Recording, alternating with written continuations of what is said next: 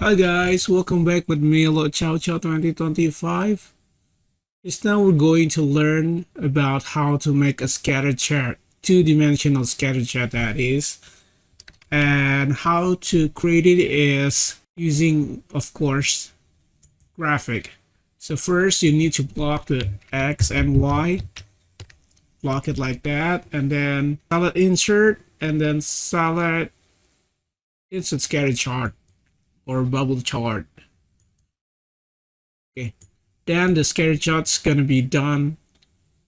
You can then choose what kind of graphic you would use.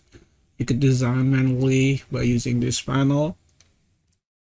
And for the data, if you want to fix it, you could format the axis, and this is unreadable. You could change display unit, like I usually do this, like if the data is much, so in a millions, so it's more readable. And here gonna use it as thousands, so it's more readable.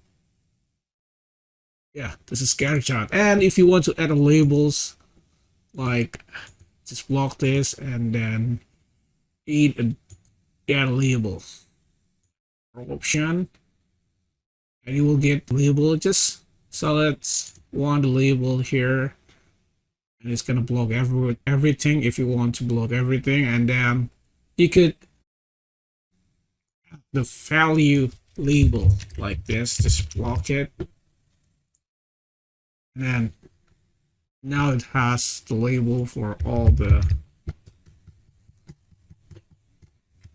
data with this. It's unreadable if this data is too big or it's just in one place, but it works for lesser data stuff. But yeah, you don't really need a label, and if you need to make regression, we're going to do that in a other video. Anyway, that's all about scatter chart. Thank you for watching. Don't forget to like, share, and subscribe, and see you again on the next episode. Have a nice day.